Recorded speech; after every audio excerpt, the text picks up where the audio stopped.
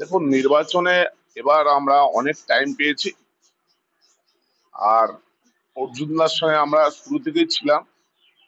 অর্জুনদা এমন একজন মানুষ যে উনির সঙ্গে কাজ করে সম্মান পাওয়া যায়। উনি যেভাবে আজকের ব্যারাকপুর লোকসভা অর্জুনদার হাতের তালুর উপর, খুব ভালো মানুষ। আপনারা যে কোনো ব্যাপারে, যে কোনো জনগণ যায় তাকে সাহায্য, মানুষ তো চায় সাহায্য, মানুষ তো চায় হেল্প।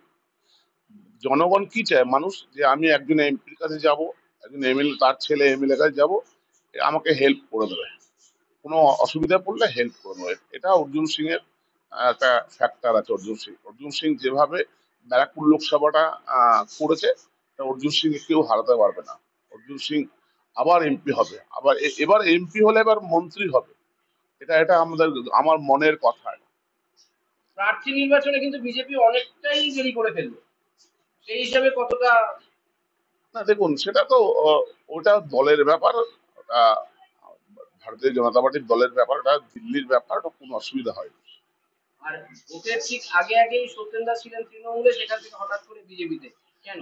হ্যাঁ, এটা এটা একটা কথা বলতে পারেন। দেখুন, এই দলটা আমি অনেকদিন নেই লজ্জিত হচ্ছিলাম যেভাবে আজকের আমাদের দলের মন্ত্রীরা জেলে রয়েছে। আজকে শিক্ষামন্ত্রী থেকে শুরু করে আজকের আপনার খাদ্যমন্ত্রী থেকে শুরু করে, তারপরে আপনার সে বাহুবলী, সেই গরু পাচার যে আজকের তেহার জেলে আছে, অনুব্রত মন্ডল, আরো আরো কাকা ফাকা রয়েছে সব। এটা লজ্জার ব্যাপার। এটা এটা মেনে নেওয়া যায় না যে দলটা আমরা করতে এসে আজকে কাদের, আজকে শেখ শাহজাহান, আজকে কাদের কাছে দলটা চলে গেছে। আজকের দিদিমণি খুব বাজে জিনিস করেছে। আজকের আমার বলতে লজ্জা হয় যে আজকের আমাদের পিসি ভাইপোর আজ দলটা, তো ভাইপো দলটা করেনি। 21শে জুলাই দেখেছেন ভাইপো কোথায় ছিল? ইনডোর আউটডোর ভাইপো কোথায় ছিল? ভাইপো আজকে ছড়ি ঘুরাচ্ছে দলের যত সিনিয়র লিডার। আপনারা বামফ্রন্ট দেখেছেন তো? বামফ্রন্টে কোনদিন বুড়ো লোকদের সিনিয়র লিডারদের তাড়িয়ে দেয় না। আর এই বেটা অভিষেক বন্দ্যোপাধ্যায় একটা জালি লোক, জুচ্চর লোক, যার বউ সোনা পাচারে ধরা পড়ে, সে আজকের বড় লিডার হয়ে গেছে। সে মমতা বন্দ্যোপাধ্যায়কে ব্ল্যাকমেল করছে আজকে। আজকে সব লিডারদের তাড়াচ্ছে আজকে। আর সব জুনিয়র এই যে পার্থর মতন তোলাবাজ, যে আজকে লোকসভার প্রার্থী হয়েছে, এদের মতন লোক, আমাদের মতন পুরনো ছেলে, আমাদের আজ ভাটপাড়া পৌরসভাতে বঞ্চিত করে দিয়েছে। আজকে আমাকে মেরেছে, আমার ভাইকে মেরেছে, আমার ছেলেকে মেরেছে। এই দল করে, এই চোরেদের দল, এই চোরেদের সরকার। আজ মুখ্যমন্ত্রীকে শুনতে হচ্ছে, মুখ্যমন্ত্রী যে কোনো জায়গায় গেলে চোর চোর চোর করে তাড়া করছে মানুষ, সব লিডারদের তাড়া করছে। এই দলটা পচে গেছে, এই দলটা আর নেই পশ্চিমবাংলায়। অত বড় বামপন্থ সরকার, সেই দল চলে গেল। সেই দল একটা সাধারণ ছোট্ট তৃণমূলের দল হারিয়ে দিল। সেই তৃণমূল ক্ষমতায় আসলো আমরা সবাই মিলে। শুধু মমতা বন্দ্যোপাধ্যায়ের একার নেতৃত্বে তৃণমূল কংগ্রেস আসেনি, আমাদের মতন ছেলেরা ছিল। আজকে আমার 60 বছর বয়স হতে চললো। আজ আমাদের মতন ছেলেরা এই দলটা করেছে। মমতা বন্দ্যোপাধ্যায়ের সঙ্গে থাকে, এলাকায় এলাকায় এলাকায় মমতা জিন্দাবাদ করেছে।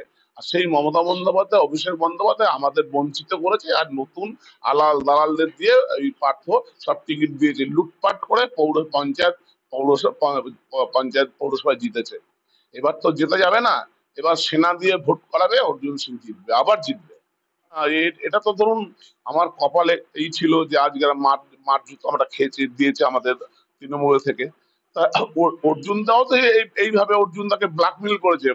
আজকে ব্রিগেডের মাঠে, ব্রিগেডের স্টেজে অর্জুন দাকে রেখে তাকে ব্ল্যাকমেল করে পার্থকে টিকিটটা দিয়েছে। অর্জুন দাকে তো ডেকেই নিয়ে এসেছিল দিদিমণি, যে তুই আয় আমার দলে, তোকে আমি টিকিট দেবো। তো তাই তাই দেয়নি। পার্থ তো মন্ত্রী ছিল, ওর কি দরকার ছিল এই লড়া? ও তো আবার হারবে।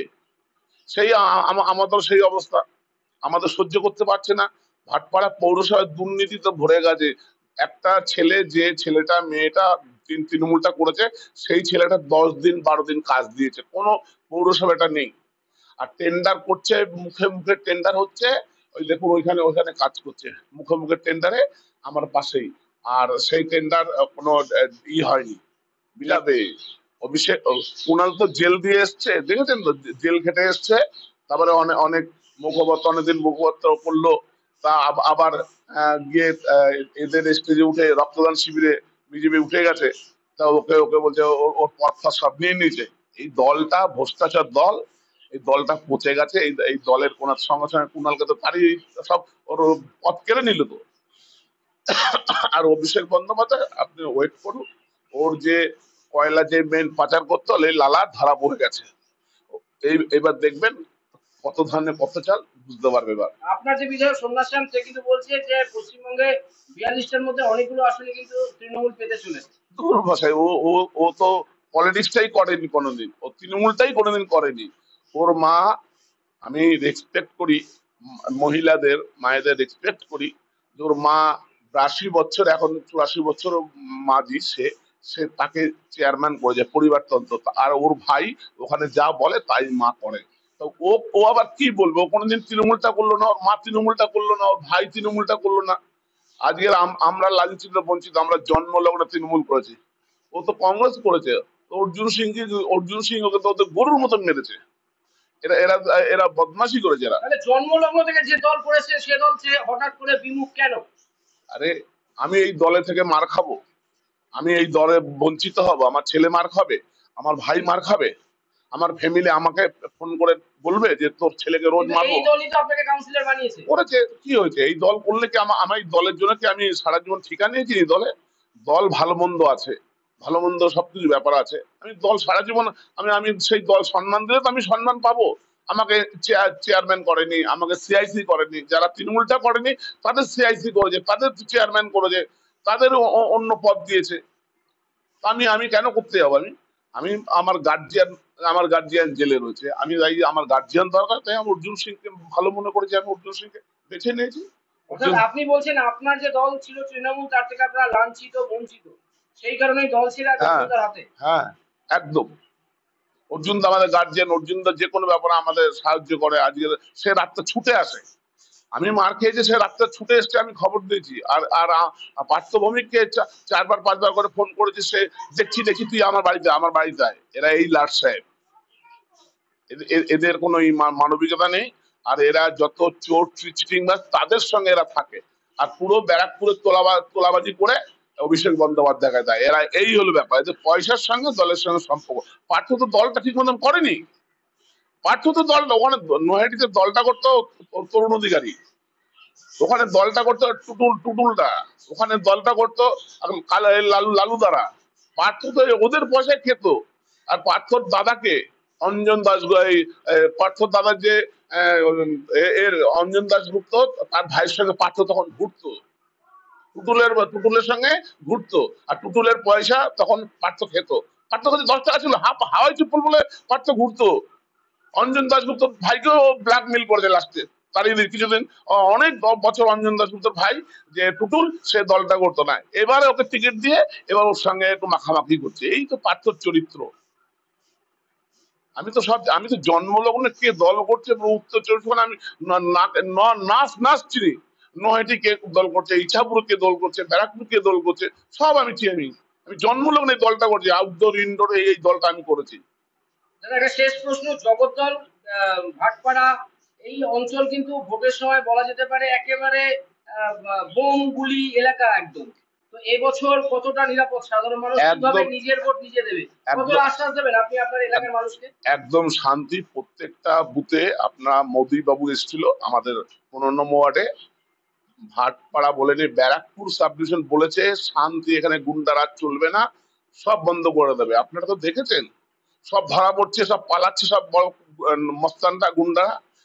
শেখ শাহজাহানের মতন লোক ধরা পড়েছে, দেখেছেন তো? শেখ শাহজাহানের সাথে নৈহাটি সম্পর্ক কি? হ্যাঁ, এ তো ক্রিমিনাল তো। শেখ শাহজাহান ক্রিমিনাল, 1 কোটি কোটি টাকা পার্থর সঙ্গে জমি কিনেছে, 100 বিঘার উপর জমি কিনেছে। এইরকম ক্রিমিনাল সব চুপ ঘরে ঢুকে বসে না আছে। ঠিক পরিষ্কার হলো, শেখ শাহজাহানের সাথে ব্যারাকপুর লোকসভার সম্পর্ক কি? এরকমই প্রত্যেকটা লোকসভা, প্রত্যেকটা বিধানসভা এরকমই সব তৃণমূলের গুন্ডারা আছে। এরা হা হু করতে পারবে না। এবার সেনা দিয়ে ভোট হবে, মানুষ যার ভোট সে দেবে। মানুষ 7 জন 6 জন 7 জন করে প্রত্যেক বুথে সেনা থাকবে, আই কার্ড দেখাবে, ভোট দেবে। এই হলো শান্তিতে ভোট হবে। মোদি বাবু এবার পরিষ্কার বলেছে, সবকা বিকাশ সবকা কাজ। পুরো শান্তিভাবে সবার ভোট দিতে পারবে, কোনো লুটপাটের ব্যাপার নেই। আমি আপনাদের সামনে বলছি হাত জোর করে, ভাটপাড়ার নিবাসী, প্রত্যেক মা বোনদের কাছে আমার অনুরোধ যে আমি 10 নম্বর ওয়ার্ডের কাউন্সিলর, ভাটপাড়া পৌরসভার। আর এবার শান্তিতে ভোট হবে, আপনারা প্রত্যেকে বুথে গিয়ে সকাল সকাল গিয়ে আপনারা ভোট দেবেন। 1 নম্বর অর্জুন সিংকে পদ্ম ফুলে ভোট দিয়ে এক এক নম্বর বোতাম আপনারা টিপবেন। প্রত্যেককে বলছি, আমরা মা বোনদের, দাদা দিদিদের কাছে 1 নম্বর বোতাম টিপে অর্জুন দাকে পদ্ম ফুল চিহ্নে ভোট দিয়ে জয়যুক্ত করবেন। মোদিজিকে জিতাবেন, আর দিল্লির সরকার, স্থায়ী সরকার করার জন্য 1 নম্বর বোতাম টিপবেন।